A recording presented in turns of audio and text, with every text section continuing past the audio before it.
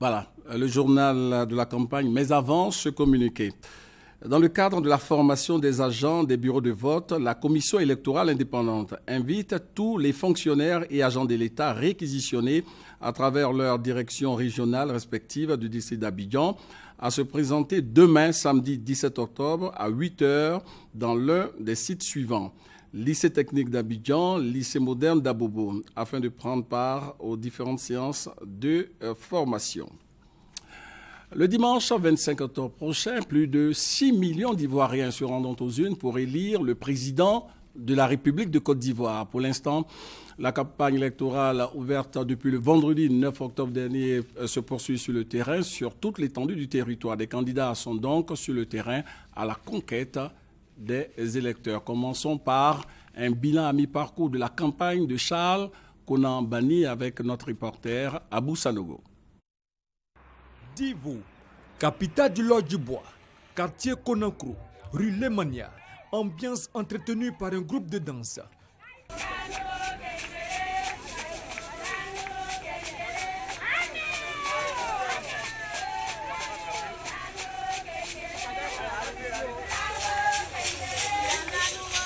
C'est ce sous-quartier de la ville que le directeur national de campagne du candidat Charles Konan Banny a choisi pour échanger avec les responsables d'associations et clubs de soutien acquis à la cause de son candidat, ainsi que les chefs de différentes communautés vivant à Divo.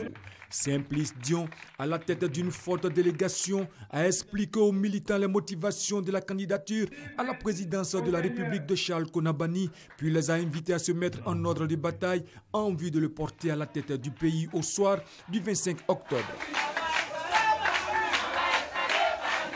Le président Banny vient remettre la Côte d'Ivoire sur les rails de la réconciliation. Et à partir de là, tout est possible, comme nous l'enseigne le président Houphouët-Boigny. Il n'y a pas de développement sans paix, sans stabilité. Et le président Banny vient consolider cette stabilité, cette réconciliation pour que la Côte d'Ivoire se retrouve enfin. Je suis venu leur dire que nous sommes en mission parce que ce pays a besoin de se de retrouver sa dignité, de retrouver la paix et la concorde. Divo doit être un foyer important pour que cette paix rayonne sur la Côte d'Ivoire. C'est pour ça que je suis ici. Ils se sont appropriés cette candidature depuis longtemps. Sinon, le pacte est bien là, il est solide, Divo est pour Banny. Divo, c'est la terre natale du président Charles Konan Banny. Les militants rencontrés se sont engagés à faire aboutir ce projet, celui de faire de Charles Konan Banny le président de la République de Côte d'Ivoire. Après Divo, le candidat Charles Konan Banny est attendu dans les régions du Haut-Sassandra, du Guémon et du Tongui. Konan Kwadjo-Bertin poursuit sa campagne à l'intérieur du pays. Il était aujourd'hui à Teiri, localité située entre Ouragayo et Saint-Fra. Selon notre reporter Ange Assoukrou, le message de Konan Kwadjo-Bertin a tourné autour de l'emploi des jeunes et de la lutte contre la pauvreté. La méthode chinoise réussit à Kwadjo Konan Bertin. Un meeting était prévu dans le village de Teiri, mais en s'y rendant, Kakabe n'a pu se dérober aux sollicitations des femmes du marché. Le représentant du peuple à l'hémicycle a pris le temps d'écouter les femmes de Teiri et de tenter de comprendre leur quotidien. Une procession spontanée a ensuite conduit Kakabe sur le terrain du village, lieu du meeting. Kwadjo Konan Bertin a une fois encore insisté sur la nécessité de trouver du travail aux jeunes, l'un des grands axes de son programme de gouvernement. La constitution ivoirienne prévoit qu'à 60 ans, on part à la retraite. Mais quelqu'un qui a vécu jusqu'à 40 ans et qui n'a jamais travaillé et qui doit aller à la retraite à 60 ans, mes chers frères, à quel âge il a son premier boulot? À quel moment il s'organise pour lui-même sa propre vie, pour la vie de ses enfants, de sa femme, penser à son père et à sa mère et préparer ensuite sa retraite? Alors que la mort n'attend pas, la mort ne prévient jamais. Elle frappe à tout âge. À 18 ans, on peut mourir. À 30 ans, on peut mourir. Et en définitive, quand vous vous rendez compte, eh bien, vos enfants, finalement, leur vie n'aura servi à rien sur terre. Est-ce que ça peut continuer comme ça? Le député de Port-Boué souhaite reprendre le développement de la région du Gor, là où il s'est arrêté, et lutter contre la pauvreté. Il a promis des routes, l'éclairage et la paix et la réconciliation. Kakabe a donc demandé au BT de ne point donner écho aux sirènes du boycott de cette élection présidentielle. Kouadio Konan Bertin a plutôt appelé à une mobilisation totale pour un vote massif. Il est déterminé à obtenir 100% des voix dans la région du Go. Et à ce titre, Kakabe a considéré la fine pluie tombée sur Tehri en fin de meeting comme un signe dans sa marche vers le palais présidentiel. Après 6 jours de campagne, le candidat du RHDP, Alassane Ouattara, a consacré cette 7e journée à Dieu et fait un bilan de sa première semaine de campagne. Ricardo Zama. Alassane Ouattara en course pour le palais présidentiel, saison 2, 8e épisode. La scène se déroule ce vendredi à Kong, entre 12 et 14 heures. Nul n'est prophète chez soi, a-t-on coutume de dire, mais Alassane Ouattara est prophète à Kong et la cité du patriarche Sékou Ouattara, qui accueillait à son tour son candidat de fils, l'a démontré fort bien ce vendredi, 7e jour de campagne présidentielle. Oui, le 7e jour, pour fortifier la dimension spirituelle des actes posés et des prières à l'endroit d'Allah pour un deuxième mandat du candidat Alassane Ouattara à la tête de la Côte d'Ivoire. La grande mosquée de Kong est tout indiquée.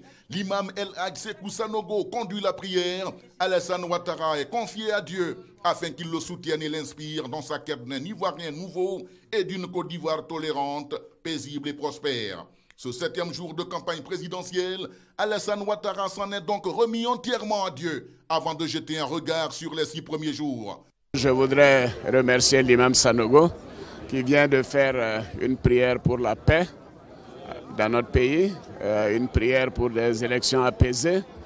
Et il a également exhorté tous les Ivoiriens au pardon et à la générosité. Et c'est donc un appel que je partage en totalité. Je voudrais à cet égard demander à nos concitoyens d'aller retirer les cartes d'électeurs. Ceci est très important parce qu'être sur la liste électorale ne suffit pas. Il faut aller retirer les cartes d'électeurs pour voter massivement, pour montrer à la face du monde que les Ivoiriens se sont réconciliés et que les Ivoiriens veulent la paix. Autre moment tigre de la journée, la rencontre du candidat du RHDP avec les élus et cadres du département de Kong. Prochain épisode, demain à Abidjan et Boaké. Le candidat indépendant Konan Kouadio-Siméon a, dans un premier temps, retiré sa carte d'électeur au lycée Sainte-Marie de Cocody. Il s'est ensuite rendu à Akradio, dans le département de Dabou, pour rencontrer la notabilité de ce village, le témoignage de Thomas Nguessambi. Pour ce 8e jour de propagande, en vue de se faire élire comme président de la République de Côte d'Ivoire, Konan Kouadio-Siméon se rend au lycée Sainte-Marie de Cocody pour le retrait de sa carte d'électeur. En remplissant les exigences de cette opération, au bout de laquelle il arbore son sourire habituel, Siméon a un message particulier à adresser aux électeurs. Mon frère, ma soeur, je sais que tu considères que la situation n'est pas juste. Je sais que tu saignes du cœur. Je sais pourquoi tu saignes du cœur. Eh bien, si nous n'allons pas voter, nous ne pourrons pas changer la situation. Je suis candidat pour que cette situation change. Je vous ai fait la démonstration que je ne suis pas candidat par ambition personnelle. C'est pour toi que j'ai refusé les 100 millions de francs CFA. Viens voter Konan Kouadio-Siméon et la situation changera. Pour ne pas que perdure ce que nous décrions tous aujourd'hui. Pour le reste, quand Siméon embarque, c'est pour la direction du Leboutou, Dabou. Ici aussi, Siméon arpente, comme il sait si bien le faire, rues, ruelles et couloirs, pour inviter les Ivoiriennes et Ivoiriens à voter pour lui. Par des chemins boueux et poussiéreux, Siméon continue tout de même sa marche qui le conduit à Akradio, où toute la notabilité attendait de le voir et l'écouter. À la place publique, Siméon et ses hôtes se sont parlé et visiblement se sont compris. de sorte que l'homme en repart plus que jamais confiant pour la suite.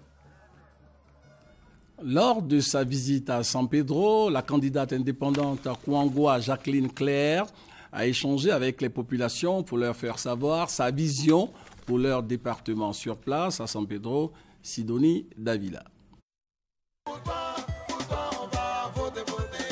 San Pedro, ville portuaire et représentant le second pôle économique de la Côte d'Ivoire après Abidjan, va connaître un grand changement d'ici peu, a annoncé la candidate de la Renaissance, Kouangwa Jacqueline Claire, face aux sages et aux femmes. Pendant plus d'une heure, elle s'est entretenue avec eux sur son programme. Elle a insisté sur les besoins du département. Selon elle, ses projections pour cette cité se résument en projets d'envergure tels que la construction d'un stade olympique, la construction d'infrastructures routières et sanitaires, pour ne citer que cela. San Pedro doit savoir que d'abord c'est une ville bien positionnée par la mer, qui est une grande richesse. Il doit savoir qu'on a de grands projets pour eux. D'abord, faire un grand stade olympique au niveau de San Pedro, qui va permettre à développer les talents qui sont cachés. Le deuxième projet, c'est de faire un grand CHU digne de San Pedro. Et ensuite, insérer les jeunes dans les sociétés qui vont être rénovées, parce qu'on va diminuer les impôts. Aujourd'hui, nous sommes à près de 17, 18, 19 impôts. Ça pèse pour les sociétés. Et quand on va réduire ces impôts, vous allez voir que ces jeunes seront bien énumérés. Et ces jeunes, ça va réjaillir sur la ville, c'est-à-dire dans la famille. Je vais mettre l'accent sur l'éducation, sur l'industrie. La candidate indépendante qui a fait du pardon son credo a également prôné la paix, la réconciliation et la cohésion sociale aux populations, comme elle en a eu l'habitude à chaque meeting. Après San Pedro, la candidate de l'UPA, Unité, Progrès et Alternance, mettra le cap sur les villes du Nord, toujours dans l'optique de convaincre les électeurs à travers son programme et sa vision de gouverner la Côte d'Ivoire autrement pour son émergence future. Une idée qu'elle traduit dans son slogan « Gouverner autrement avec Claire pour y voir plus clair ».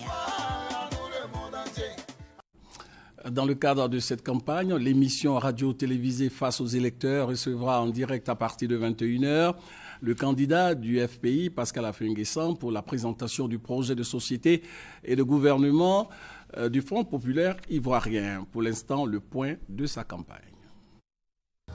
Voilà une semaine que la campagne présidentielle est lancée. Pascal Affi-N'Guessan a parcouru 23 localités de la Côte d'Ivoire, villages et communes confondus.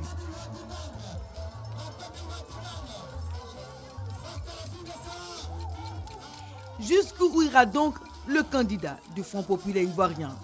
Il ira partout où le besoin d'écouter son message du changement se fera sentir pour mobiliser le maximum d'électeurs. À travers les régions visitées, le langage d'Affi-N'Guessan ne s'est à aucun moment émoussé. Dans ses meetings, il raconte le combat du FPI, revient sur les causes de la crise ivoirienne, explique ses positions au sein de son parti.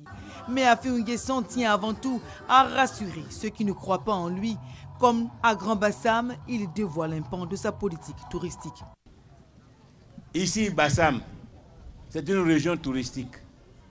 Tourisme, là, il y a des pays, leur économie est assise sur le tourisme. Nous aussi, nous avons un pays qui a une vocation touristique. Regardez Grand Bassam. On va construire de grands hôtels, de grands restaurants. On va organiser de grands spectacles, faire venir les grandes danses traditionnelles de chez nous pour amuser les touristes et pour gagner de l'argent. On va créer des millions d'emplois parce que le tourisme est une activité qui crée des emplois. C'est les services touristiques, ce sont les services qui créent des emplois, qui rapportent l'argent au pays. Or, on ne peut pas faire ça à cause de la guerre, à cause de la violence. Affi-N'Guessan veut être élu, comme il est dit lui-même, pour libérer ses frères d'armes emprisonnés. En cela, il s'inscrit dans une dynamique de réconciliation, exhortant les uns et les autres à tourner le dos au passé. Reconstruire la Côte d'Ivoire est désormais le seul objectif qui compte pour le candidat frontiste et pour cela, de jour comme de nuit, il parcourt le pays. Avec notre reporter Ami Sissoko, suivons l'ambiance qui a prévalu au cours de la campagne du candidat Nyambo Kakou. L'Université de la citoyenneté veut en savoir davantage sur le programme de société du candidat Nyambo Kakou. Une rencontre donc à l'initiative de l'ONG Citoyens pour la bonne gouvernance. Face à cette université constituée d'ONG, plateformes, syndicats et associations de jeunesse, le 4e vice-président du Sud Comoué s'est livré à un véritable cours magistral sur ses projets pour la Côte d'Ivoire. Après une écoute religieuse des étudiants, les échanges ont porté sur la lutte contre la violence en milieu scolaire et universitaire, la création d'emplois et l'inadéquation formation-emploi. Le système ivoirien, depuis plusieurs années, qu'est-ce qui se passe? Il y a une grande inadéquation entre l'enseignement que vous poursuivez et le monde des entreprises. Et vous êtes dans ce système complètement fermé. Et qu'est-ce qu'il faut faire? Il faut, à partir de l'enseignement général, créer une passerelle. La passerelle, c'est quoi? C'est une suite de centres de formation professionnelle débouchant sur des métiers qualifiants. Pour le candidat indépendant, la jeunesse constitue le socle du développement de ce pays. Fort de cela, il la place au cœur de son programme en faisant de l'emploi jeune l'une de ses priorités. Un autre point saillant de cette rencontre, c'est le recours à la flottabilité du franc CFA, une solution à la problématique de la compétitivité des entreprises, selon Nyongo Kakou. On a un frein considérable qui freine l'économie ivoirienne, c'est la monnaie. Nous sommes dans une zone UEMOA. Je vais demander à nos partenaires pour qu'on accepte la flottabilité de ce franc. Condition obligatoire pour permettre à nos industries de fabriquer moins cher. Nyongo Kakou, une fois élu, ambitionne de réaliser un taux de croissance de 15% et d'atteindre le plein emploi de tous les jeunes au cours de son quinquennat. Ce vendredi à son QG, la candidate du RPCP, Henriette Lagou, a fait son bilan après une semaine de campagne. Elle entend adopter une autre stratégie pour conquérir plus d'électeurs. Patricia Omou-Etia. Après 2 heures d'échange dans l'émission Face aux électeurs sur les antennes de la RTI, la candidate du RPCP, le Renouveau pour la paix et la concorde, est plus que confiante quant à la suite de sa campagne. Entourée par son directoire de campagne ce vendredi à son QG, Henriette Lagou a fait le bilan de sa première semaine de campagne. Après avoir parcouru plusieurs villes à l'intérieur du pays, Henriette Lagou a jugé positive cette première étape. C'est le même message de réconciliation que nous allons passer, mais sachant que chaque région a sa spécificité et chaque région a besoin sûrement d'un développement. Nous allons échanger avec ces populations. Cette première étape, bouclée par notre passage hier à la télé, nous pensons que c'est une réussite parce que les Ivoiriens nous ont fait le retour.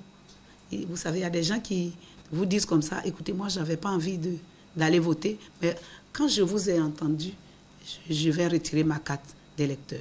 Ça fait chaud au cœur de savoir que les Ivoiriens ont envie d'un changement et que les Ivoiriens ont envie de se reconnaître en un individu, en une personne qui porte espoir. Autre activité ce vendredi après-midi au QG de la candidate, la rencontre avec l'ONG Foot Attitude, une association qui œuvre pour des élections apaisées. L'ONG a donc initié une tournée de sensibilisation dans les différents QG des candidats. Aujourd'hui, c'est le QG de la candidate du Renouveau qui a été choisi pour sensibiliser à la paix pour des élections apaisées.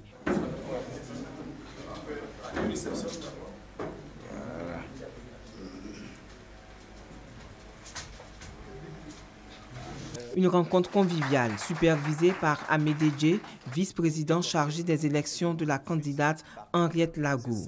Des souvenirs, notamment des t-shirts et des gadgets, ont été remis à l'équipe de la candidate du Renouveau pour la paix et la concorde.